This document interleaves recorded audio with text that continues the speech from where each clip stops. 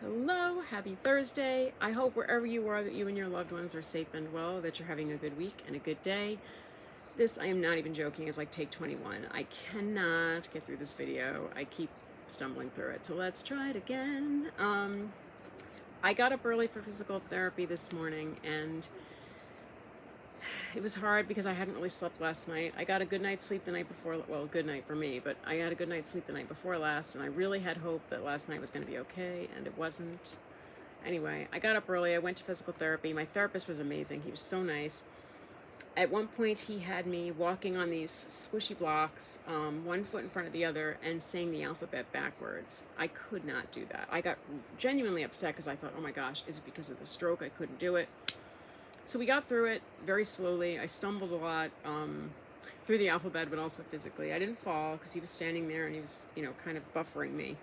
But it was hard, and I was really frustrated. And he said, "Can I just tell you that you're very hard on yourself? You're being very hard on yourself, and most people can't do that." And he said, "So I gave you a task so you wouldn't be focused on your feet." And you did it. You got through it, and it wasn't easy, but it wasn't meant to be easy, and you managed to get through the walking part of it. So I was like, very interesting. You distracted me. But I really thought it was because of the stroke, and so that's what upset me, because I thought, great, another thing that's wrong with my brain. And he said, no, not at all. It's a hard thing to do. I leave there, we got through it. Oh, he told me that I probably wouldn't be able to see him again because he thinks my deficits are more with the visual, not so much with the physical. So he wants me to see the vestibular therapists exclusively, and I thought, wow, he's really great at his job, and it would have been fun to see him because he's really cool. But the other guys are super nice too. Everybody's been very nice. So I leave, I go, and I'm like, you know what, I'm gonna get a nice coffee, I'm gonna walk back slowly, I'm gonna take my time. I get the coffee, I go to put the straw into it, and what do? I knock the cup over, and of course, it didn't all spill out, but a lot of it spilled onto the floor. Ugh! And it got on my shoes and kind of on the lady next to me's shoes, and she didn't say anything. She wasn't, like, upset about it outwardly. Inwardly, I think she might have been, which I don't blame her. And so I apologized like 80 times, and she didn't say anything, and I was like, I don't blame you. So I cleaned up the floor, I cleaned up the mess, and I'm like, oh, yikes. I leave, and I'm like, oh, this is so aggravating. And I'm walking, and I have my coffee, and I'm like, ah. And then I'm waiting for the light, and I happen to look down, and I see this. And it completely, like, I literally at that moment, I was visualizing this giant inflating balloon of, like, frustration and aggravation, and like, it's Thursday, we have to do laundry, and and I almost fell in physical therapy, and I couldn't say the alphabet.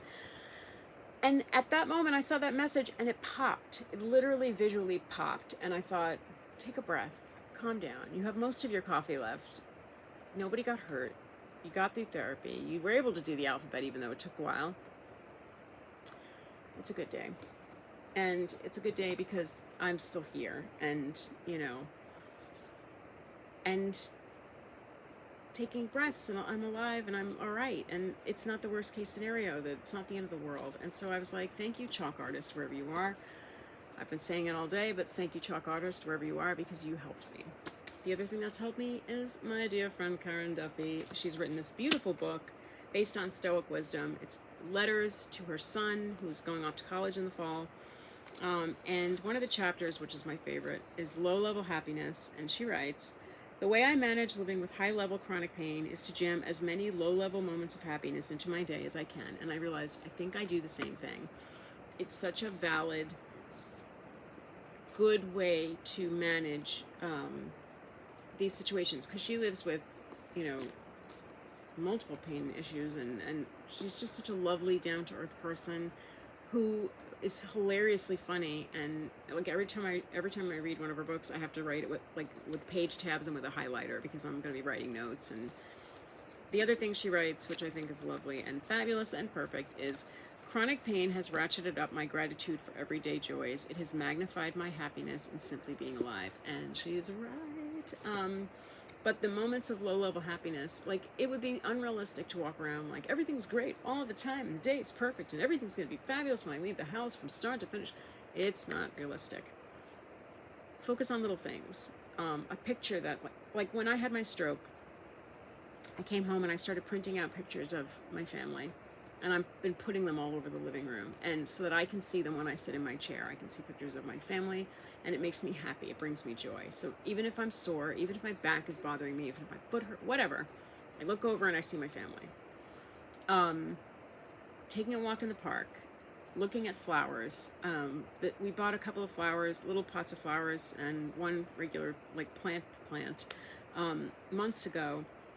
And we thought that one of them died, and it turned out they were just waiting for the right moment to debut brand new blossoms.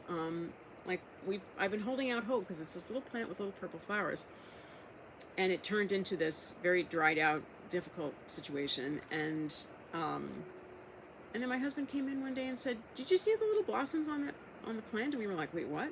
So we check it out, and sure enough, it's all green and soft and fabulous again, and there's lots of little blossoms, and it's like it was just waiting for its moment to shine. And so I'm so glad we didn't get rid of it, because it would have been sad. We wouldn't have known how beautiful it was going to be again. And the other plant was about this high out of the pot when we got it, and now it's like a foot tall. It's so fabulous.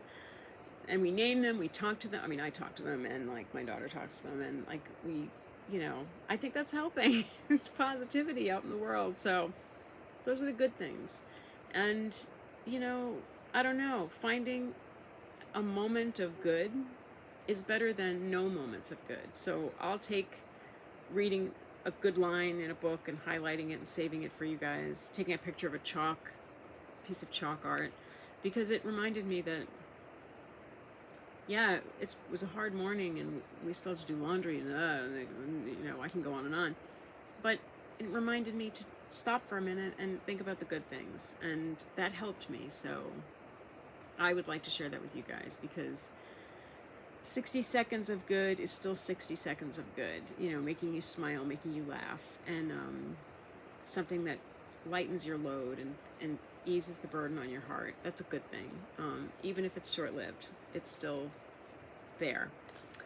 I'm going to stop there, because in the 22 takes that I've done, I've gone on, and I don't want to do that in this one. So I hope wherever you are that you have a low pain, no pain, low aggravation, no aggravation kind of a day, kind of a week, and kind of a weekend, because that is what we hope for, that is what we deserve, and that is what I wish for each and every one of you.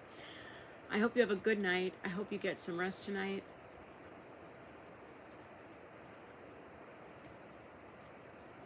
And that tomorrow is a good day. Tomorrow's another day.